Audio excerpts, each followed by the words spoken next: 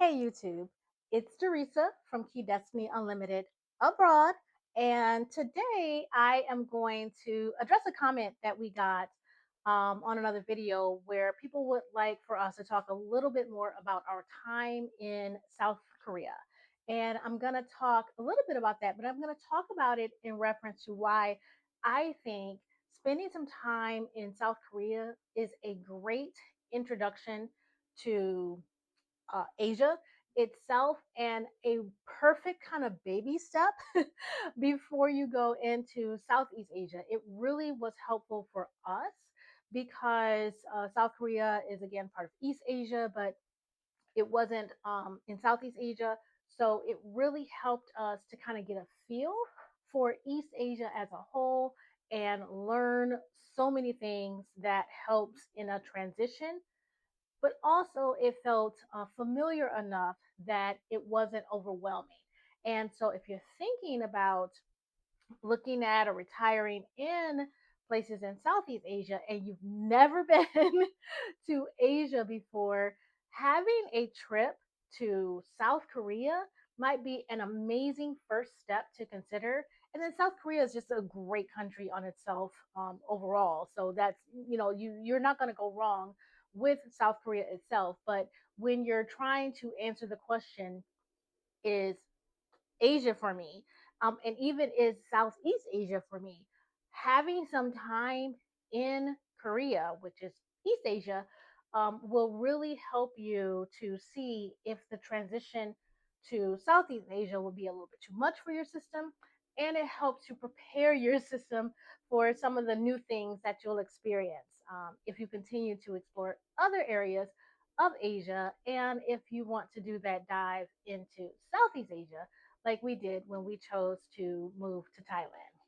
So I hope you're going to get a lot out of this, and definitely make sure to leave us a comment if you like this video and you want to hear more about our experience.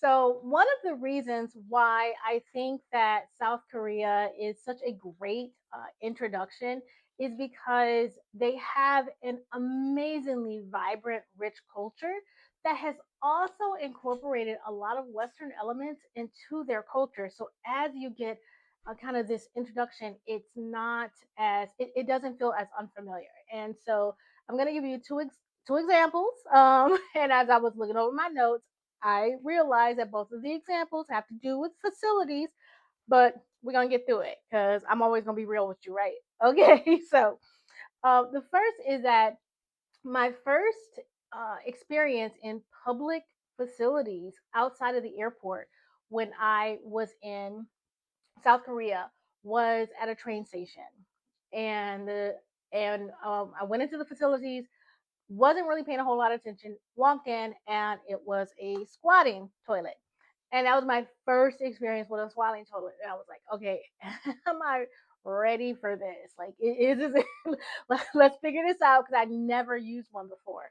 But and we got through it. When I came out, I realized that on the door it actually had a picture, and so it was like, okay, do you want the squatting facilities or do you want the sitting, more Western style facilities? So you had a choice. So both of those options were available to you. I just didn't pay enough attention to realize which one I was walking into. But if you're just not ready to make that leap into using squatting facilities right off the, a lot of places don't use squatting facilities as an only anymore. So I'm not even trying to say that like gonna go to Southeast Asia and every place is gonna have squatting facilities. No, that's not what I'm saying. But I'm saying like in South Korea, you have more of an opportunity to have both options. So it's not an either or situation, it's a both and situation. And so I survived my first squatting experience and it was fine. But also, when I came out of the facilities, I saw like, hey, there were other options available. And so the second was my introduction to bidets. So my first time using a bidet was in South Korea. And what I noticed that I didn't really understand like how much of a choice it was to have this like kind of Western style on top of the Eastern experience was all of the facilities with bidets that I encountered in South Korea, they were automatic bidets. Whereas in my experience in Thailand, um, all but one of the bidets that I experienced in Thailand, they were manual bidets, and so where you have to control the nozzle on your own. And so if that was my first introduction to bidets, it might have been a harder sell. But because my first introduction to bidets were the ones that were automatic and I didn't have to think or do or know or navigate, it really was like, okay, this is superior. Why are we doing it the other way? But it was just that good, like kind of soft launch of experience. So that's what I mean when I say they do a beautiful job of keeping their vibrant, rich history, culture, all the things that they have, but also kind of layering on some elements from Western culture that you'd be more familiar with in Western culture as well. So that's one of the ways in which it is a soft launch into the experience. Okay, so the next thing I'm going to talk about is the fact that South Korea feels very familiar, particularly for me as an American, but also a Black American. For instance, one of their famous dishes, Korean fried chicken. If you know the history of Korean fried chicken, you know that during the Korean War, it was Black American soldiers who were working alongside South Korean soldiers and civilians, and they taught them the Black American tradition of frying chicken, the way that we fry chicken here in the US. And then, so what happened was South Koreans then put their own spin on the dish and made it completely theirs. So Korean fried chicken is definitely its spice, it's flavored, it's all those things that are consistent with the South Korean culture, tradition, and norms. They're using a technique that was introduced to them by Black Americans. So again, it feels very familiar. The same with what I experienced with K-pop, right? So with K-pop, if you understand music genres throughout the ages, you know that K-pop, a lot of K-pop has its roots in music that is from Black American music, mainly what was kind of more mainstream in Black American music in the 80s and 90s and early aughts. That is what you will see. It has that thread running through it with modern K-pop now. And so that's what I mean by it has its own culture and feel and norms, but there's also this thread of familiarity that's throughout the experience, and you'll see that in so many things. And so that's why I say it's such a good kind of like first step if you haven't experienced any parts of Asia or you're trying to see kind of like will this fit for you, it felt very good being there, and it felt like home when I first got there. Like I was there like 3 days and I was already like, okay, I'm good, this is my place. Because it wasn't it felt homey, like there was something underneath it that felt so familiar and felt so right, and it wasn't shocking to the system at all. It just felt really good. And I knew I was in Korea. I knew that I was experiencing Korean culture, but there was something about it kind of on that human level that felt that connection there because there were so many kind of themes that had tied South Korean culture together with my own culture back in the US. So that's another reason why it was a good kind of first step into Asia for me and my family. Another reason why South Korea is a good first step into Asia and East Asia for so many Westerners, particularly those in the US, is that um, Seoul, you're generally going to start in Seoul, and most people, if you're doing a short visit, probably all of your time is going to be in Seoul. And Seoul is a very populated city in South Korea. So I just saw that estimates are about almost 20% of the South Korean population live within the city limits of Seoul, and up to 50% of the population lives like in the metro larger area of Seoul. And so with that, the reason why that's important and the reason why that makes it a good kind of transitory space to be in is because you're not in experience it just as a tourist. But most of the South Koreans that are in Seoul, they're just going about life. They're just doing life, right? They're not working in a tourist industry. They are just working. And so you meet all kinds of people doing all kinds of things in everyday life. And so that really makes for, especially if you're thinking about being in a space long term, it makes it so that it feels more real and it feels more comfortable. Because when you are moving to a space with being there long term in mind, you can't go with the mindset of consuming the experience as a tourist. You really need to like get familiar with like how do people just live life. And so you see a lot of folks who are just living life. Now, as a Westerner, particularly as a US citizen, the other thing that made South Korea kind of a really good space to be in as a transitory space was the fact that there's a pretty large military presence in Korea, particularly U.S. military. They have a very strong partnership with the U.S. military, and as a result, there are a lot of U.S. citizens that are in South Korea. And the United States has one of its largest military bases outside of the U.S. is in South Korea, and so you just have thousands upon thousands of U.S. citizens who are throughout the space, whether they're military or civilians who are working for the U.S. government. And that means that you see a lot of Americans who are just there, again, just living life and not there as tourists or mainly retirees. Or, you have people who are from literally all walks of life who are there. And it was really interesting experience kind of how many times I was at, we go to the mall. I love malls throughout East Asia. And so we would go to the mall a lot because I would like the food at the malls a lot. And so we go to the mall a lot in South Korea. And we would be sitting there in the food court eating our meal. And you just realize, like, oh, the people at the table next to me are speaking English. Okay. Oh, look, they're oh, that's an American. Oh, like, hey, what's up? How you doing?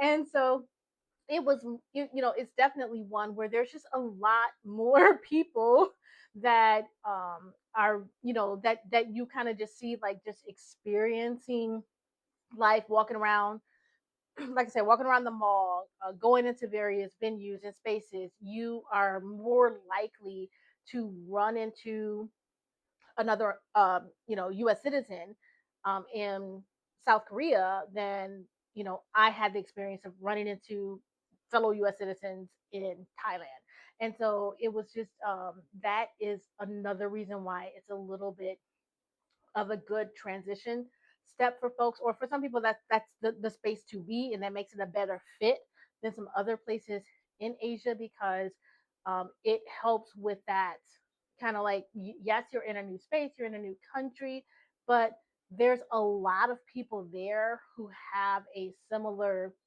lived experience to you, and they just found found themselves in this new space, and so it was really interesting just how often we connected to and found other US citizens who were just around, and again, not being there as tourists or retirees, but just being there, and that was just where life had brought them at that time. And they're in all different types of professions, all different types of walks of life, and being there for longer stretches. So it wasn't just being there for a year or two, but being there for 4, 5, 6 years.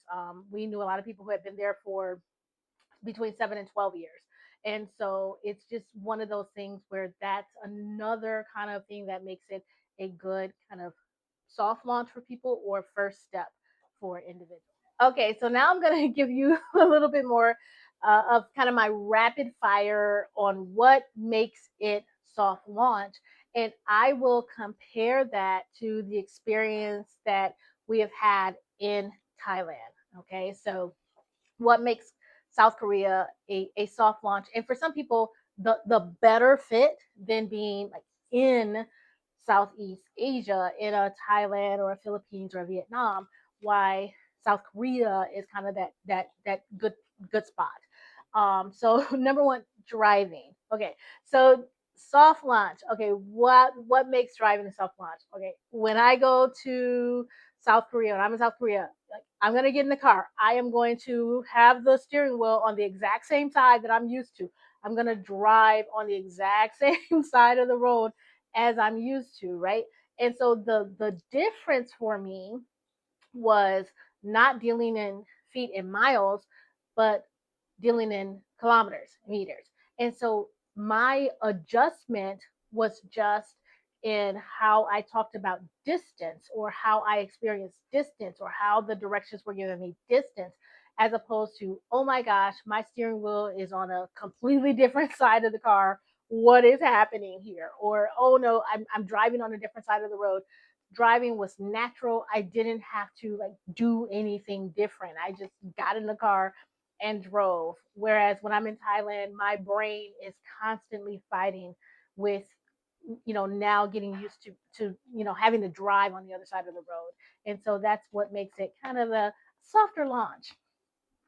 The second is, and one of my children brought this up, and that was that you have cultural norms, and the cultural norm that he talked about was with the escalators. And so, like, you stand on one side, you walk on the other side, and that is the cultural norm in South Korea.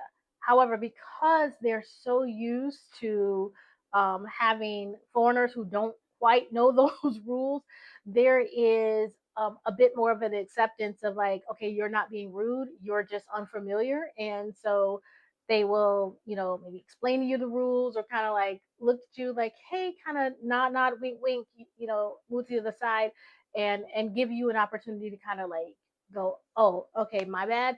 And so it's one of those where it's just kind of like, just you used to us being wrong, and being in a more gentle approach to that kind of training, teaching, correction. Because they understand, like, these people, they just don't know. They're not being rude or trying to show dominance. They just don't know what they're doing, and so that's a good example of soft launch. Um, for me, particularly as a U.S. citizen, the money exchange rate was cleaner. It was easier on my brain because I just timed it by 1,000. So the average exchange rate, with the Korean won, while we were in South Korea, was, between 1,200 and 1,400. But to make things easy, just times it by 1,000, right? And so that was much, much easier to just kind of make automatic, add three zeros, as opposed to when I'm in Thailand and the bot tends to be, between, the exchange rate is 29 to 34 baht. And so my brain doesn't, the math doesn't brain like that easily for that sort of exchange rate. So just adding zeros was a much easier transition when I'm trying to think of what does this cost? Because when your money is in US dollars,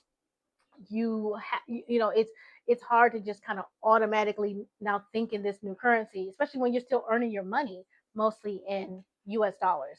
You are going to be thinking in US dollars, and so it was much easier for me to navigate my finances thinking in won versus trying to do exchange rates and thinking in bot. That might not be universal, but that was absolutely my experience. So the money was kind of it felt like a cleaner exchange rate. English. So I never assume or expect for people to speak to me in English when I'm not in an English speaking country.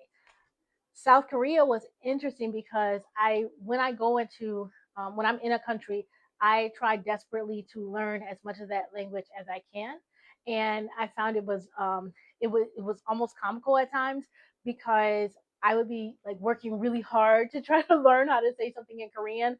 And you walk in a store and like people would smile, and then this a person would come around the corner like, "Hi, let me help you." And even if you like say something in Korean to them, in my broken struggling in Korean, they would answer me back in English. So it was one of those things where there's just a lot of English speakers in South Korea.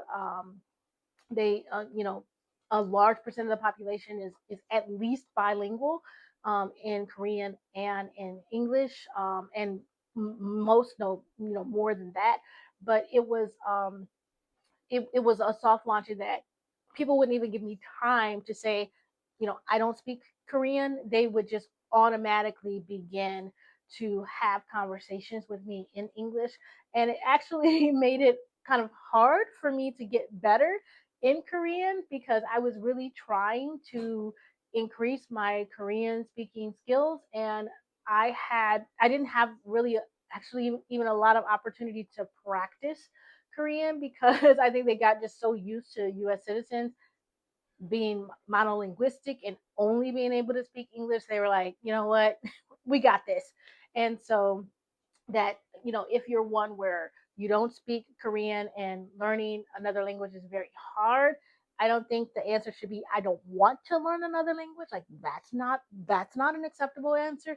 But if it's like if this is really hard for me, I think you'll have a much easier time navigating a lot of different spaces in South Korea because of how often people, you know, from my experience, approach me to speak English as opposed to me, muddling through Korean. Like I said, to the point where I learned Korean significantly slower because I had to speak it so little. So that's another, like, makes it a soft launch into a new space. Whereas, my experience in Thailand, especially when I'm not in Bangkok, because remember, we're moving to Chiang Mai. You like there are some spaces where there are people who are, at least bilingual, many multilingual, but kind of those more so average everyday encounters.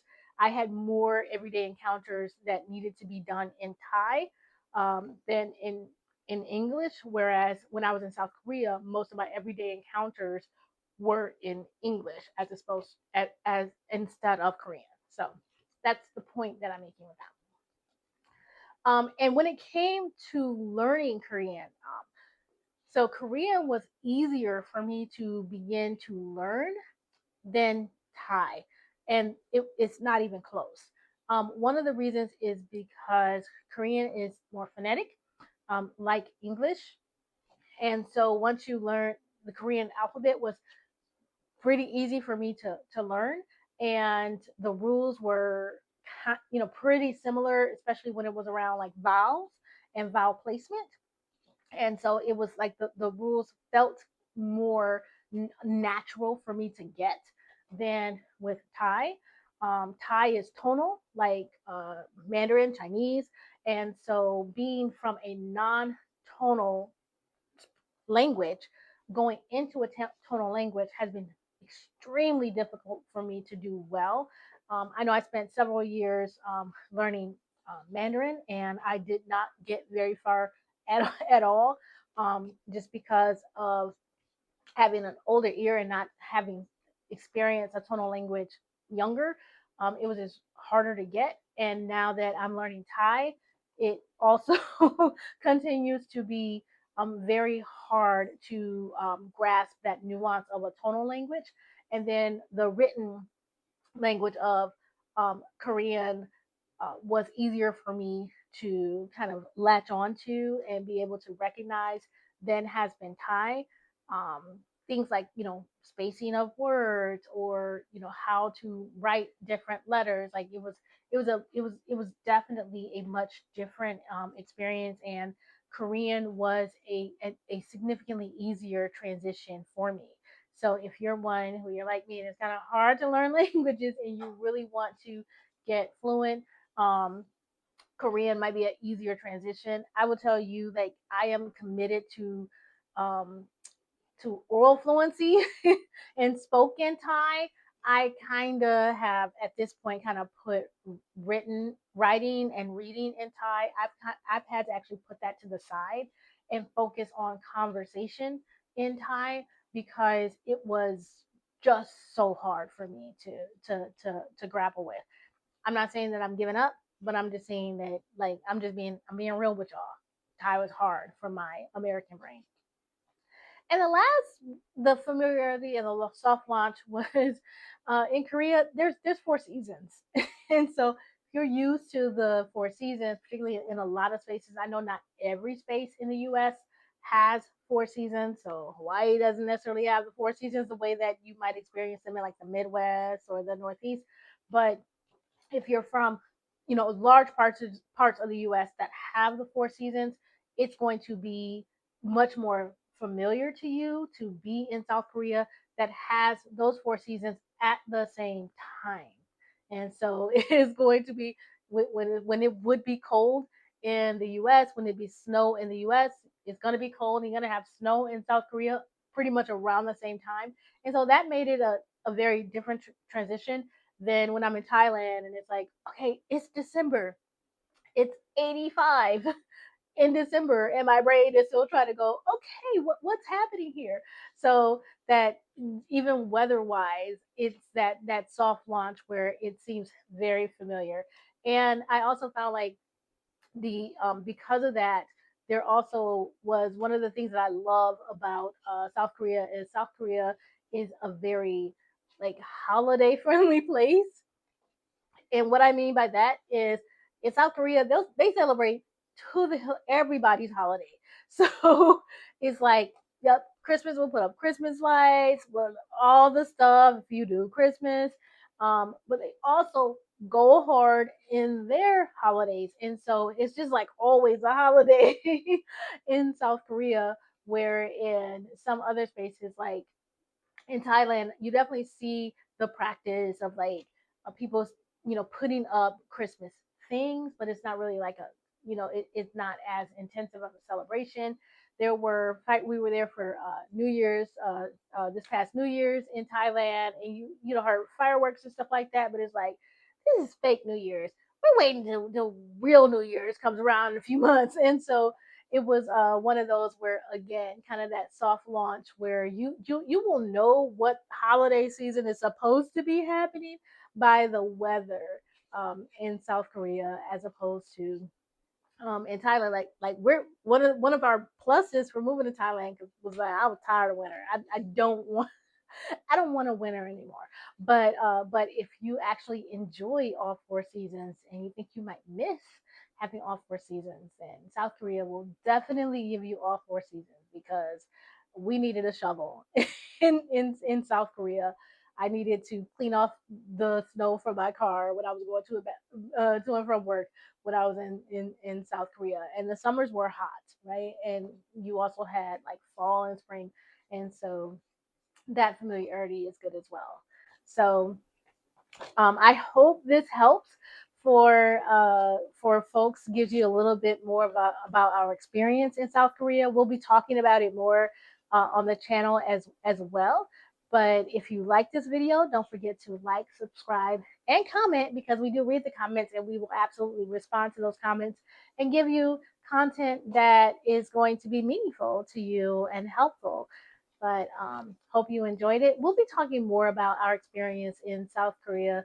This is just kind of a taste of some of the things that we did and why we think that it was such a good and important step for us. I know that we would not be moving to Thailand had we not spent a couple of years in South Korea and had such an amazing time and such a good experience. It was so transformative to our lives, to and that's our family of five, so including our three children. It really did set us up to know, number one, that we desired to live abroad, that we could do it, and it was right for us. So we look on it fondly. We love South Korea. We will be continuing to visit South Korea. So we'll be talking about it quite a bit on this channel as well. Thank you so much. This is Doresa. Bye bye.